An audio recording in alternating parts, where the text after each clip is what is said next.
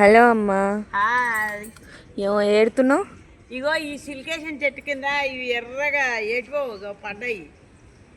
ఇవి దీంట్లోకే కాసినాయా? దీన్ని ఏమంటారు? కనిపిస్తున్నాయా? ఇక ఇవి ఎర్రగా ఉండి ఉండి తర్వాత ఇట్లా నల్లగా అయ్యేటట్టున్నాయి. ఇది ఇంకొక ఇది ఏందో ఈ ఇట్లా పండ్లు కూడా దీంట్లో పండ్లు కూడా పండుతావో ఏందో.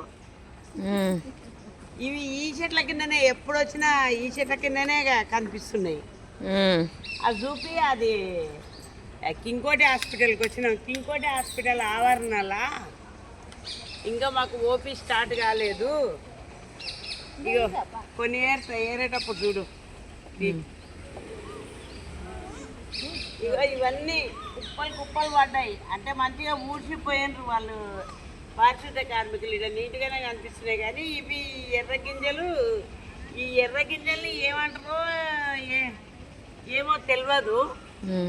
అయితే ఈ సిలికేషన్ చెట్లు ఉన్నాయి కదా, ఎప్పటి నుంచో చిన్నప్పటి నుంచి చూస్తున్నాయి. ఈ చెట్లను ఎక్కువ మటుకు నీడకు ఉపయోగించుకునేది తెలుసు. ఈ చెట్లు దారి పొడుగున ఉండేవి.